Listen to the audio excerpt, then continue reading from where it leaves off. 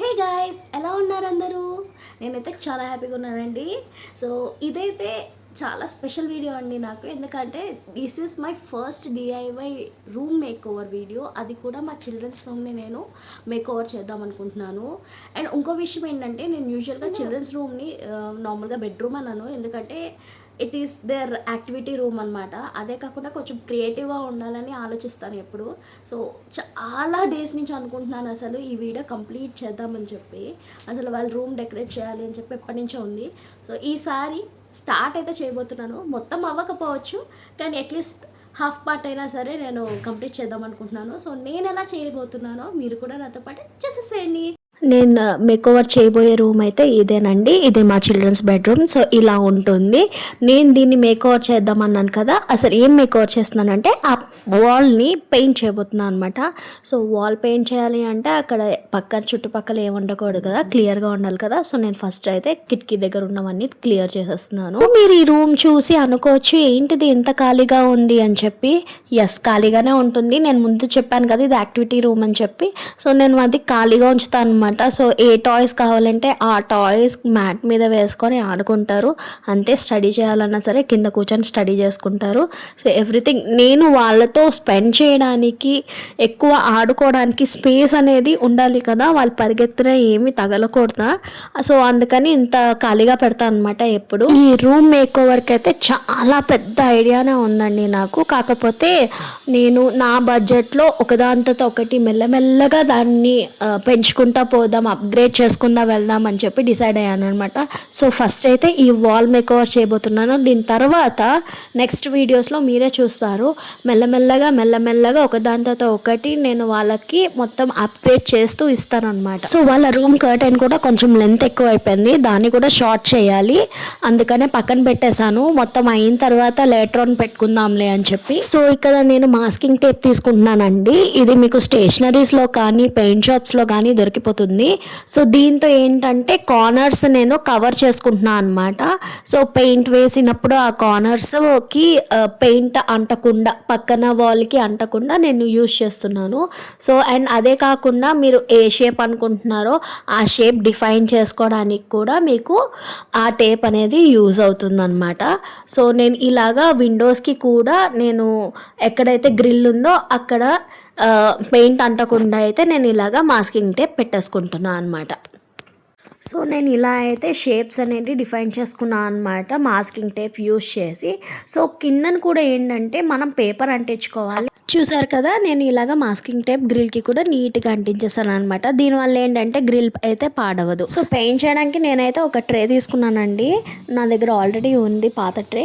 So దాంట్లో ఏంటంటే ఒక పెయింట్ వేసేసుకోవచ్చు, చక్కగా ప్లేస్ చేసుకోవచ్చు. సో నేను ఈ బ్రష్ అండ్ రోలర్ రెండు నేను అమెజాన్లోనే ఆర్డర్ ఇచ్చేసాను.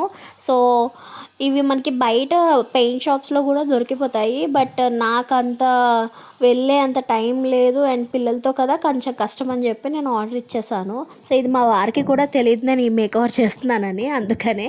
సో నేనైతే బ్లాక్ బోర్డ్ పెయింట్ తీసుకున్నానండి. ఇది chalk paint, water based acrylic paint అనమాట.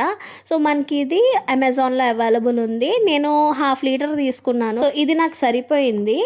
సో ఈ పెయింట్ ఏంటంటే మనకి బ్లాక్ బోర్డ్ లాగా పనికొస్తుంది. చక్కగా మనం పెయింట్ వేసేసుకుంటే బ్లాక్ బోర్డ్ లానే ఉంటుంది, అదే కన్సిస్టెన్సీ ఉంటుంది. పిల్లలు చక్కగా డైలీ చాక్ పీస్తో ఏదో ఒకటి రాసుకోవచ్చు. వాళ్ళ క్రియేటివ్ స్కిల్స్ అనేవి బయటపడతాయి అన్నమాట.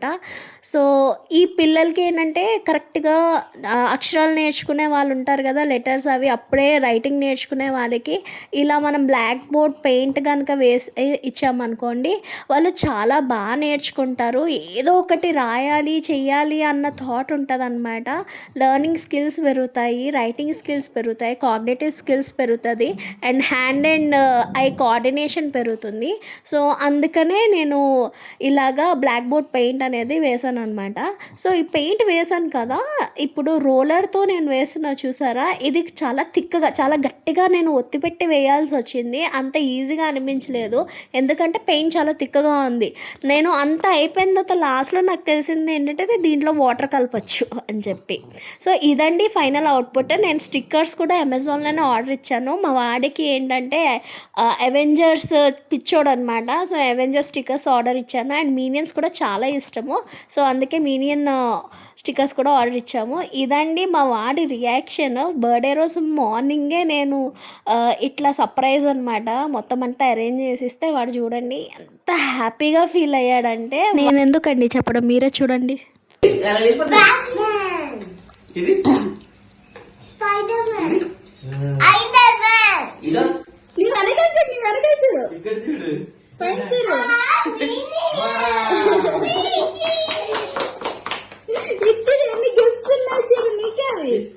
హ్యాపీ బర్త్డే అనేది ఇది ఓపెన్ చేస్తారు ఫస్ట్. ఇది ఓపెన్ చేస్తారు. మావాడైతే సూపర్ హ్యాపీ అండి. అసలు వాడికి make over and gifts everything బాగా నచ్చేసాయి. సో వదలలేదనమాట. ఇంకా ఆ రోజంతా ఇలానే పట్టుకొని ఉన్నాడు, అదే రూమ్లో ఉన్నాడు. అసలు బయటికి రమ్మంటే మాటి మాటికి వెళ్ళి మరీ చూసుకుంటా ఉన్నాడు. వాడికి రూమ్ అంతా భలే నచ్చింది. సో ఇలాగా వాడి బర్త్డే కూడా మంచిగా సెలబ్రేట్ చేసేసుకున్నాము. సో ఈ వీడియో అయితే మీకు నచ్చిందా అయితే లైక్ చేయడం మర్చిపోకండి. అండ్ అలానే సబ్స్క్రైబ్ చేసుకోండి guys.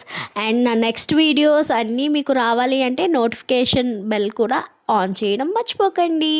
And last but not least, మీకు బ్యాక్గ్రౌండ్ వాయిస్ వస్తే కనుక సారీ, ఎందుకంటే ఇక్కడ వర్క్ అవుతుంది. సో ఐ కాంట్ అవాయిడ్ అనమాట. Okay guys, bye.